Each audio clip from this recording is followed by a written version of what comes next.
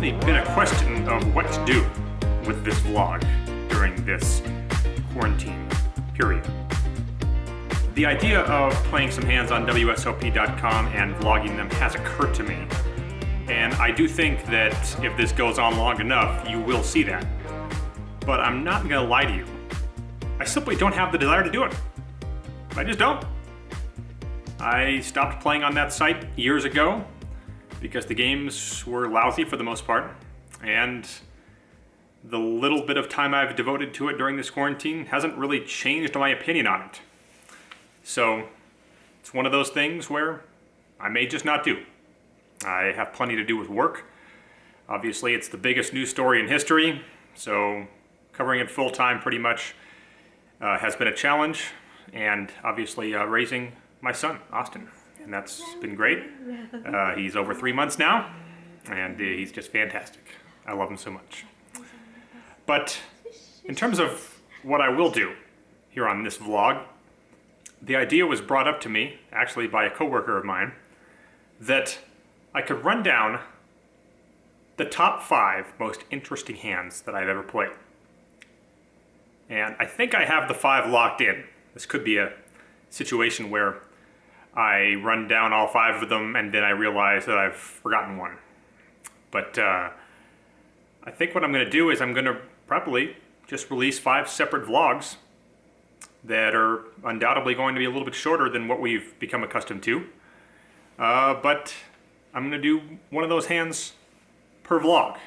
And they're certainly all a bit different in their own ways, but some of them give you a glimpse into the past in terms of my time playing poker, and some of them are just kind of outrageous.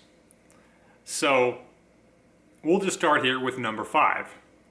And then when I get the next vlog out, probably won't be all that long, we'll get to number 4 and then so on. But number 5 out of all of the hands is the least outrageous in terms of what actually happened, but the most significant to me personally in terms of the effect it had on me. So what ended up happening was, this was in August of 2011. And as I've probably mentioned on this vlog before, I've kept track of every dollar I've made or lost playing poker since 2010. And probably won't come as a surprise that during those first couple years, I didn't make much, but I did make some. And I'd gone on a pretty significant downswing throughout the summer of 2011. And tilt was affecting me like it never could anymore now, I don't think. So it was just mentally draining me, losing day after day after day against guys who probably weren't all that great then, would be looked at as even worse now. But it was one of those situations too where I had developed an image of a guy who never has a hand. And I didn't really bluff all that much, but obviously I was younger then, so that played a role in it. So I would tend to get paid off a lot, but I could never get a hand to hold up. It seemed like for months.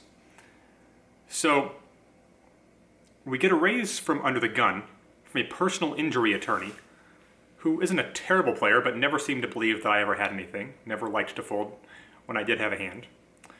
And he raised it to 20 under the gun at 3-5 no limit at the Atlantis, by the way. And it folded around to me in the big blind, and I called pocket 4s. And the flop came out slightly above average. Queen, queen, 4. I actually thought that if he had a hand like pocket jacks on queen, queen, 4, that he would just check it back here. But I also had this weird feeling that if he had a hand like aces or kings, and obviously a queen, that, well, he wouldn't just call me, he would raise me and we could get a whole bunch of money in right now. And that feeling turned out to be right, because I decided to donk lead into him.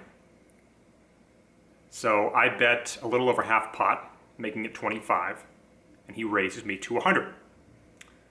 And we're playing about 1,000 effective here. So I come right back over the top as planned to 250. If I'd been sold on the idea of him having to have a queen to raise, I would have made it more, but I felt pretty convinced he would raise me with even less than a queen here. So he makes the call. So we go to a turn, which comes an 8. No flush draw out there. And I, of course, bet again. I make it 300. He doesn't think too long and calls. The river comes a jack, which obviously would be terrible news if he had queen jack or pocket jacks. But at this point, after calling that bet on the turn, it seemed more likely to me that he did have a hand like ace queen here, or king queen, though I don't really think that he'd be raising king queen under the gun too often. But I decided to go for it, and I shoved all in for a little over 400, and he doesn't think too long and calls. I show my hand, and I'm good. And I never got to see his hand. And I really felt that if he had a queen, certainly ace queen, he would have showed. But I can never say for sure. Now this was merely a $1,000 double up, and I've had plenty of them since.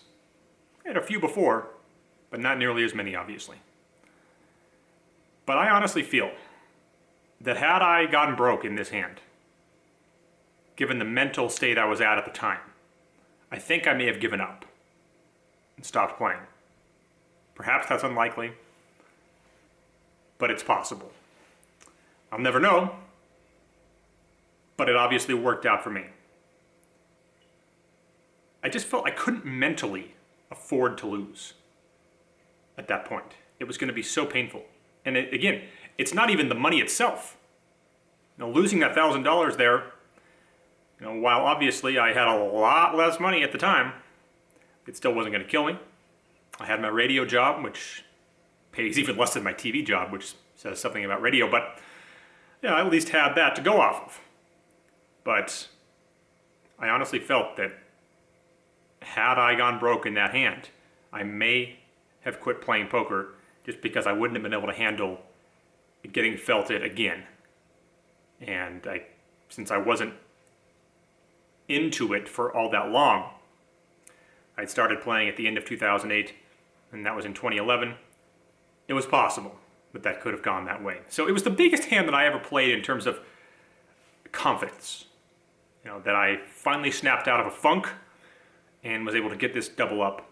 And I went on a pretty good upswing throughout the winter months of 2011 into 2012. And 2012 was a decent year, and then 2013 was really the year that I turned the corner. And things have pretty much locked in for me every year. Well, now up until this year, where I've hardly made anything. I think I'm up about 1,000 on the year after that vlog in Wendover. So that's number 5 on the list of top 5 most memorable hands from my poker career. We'll have number 4 coming up next time. As always, thanks for watching. Hit the like and subscribe buttons. We'll see you back here next time.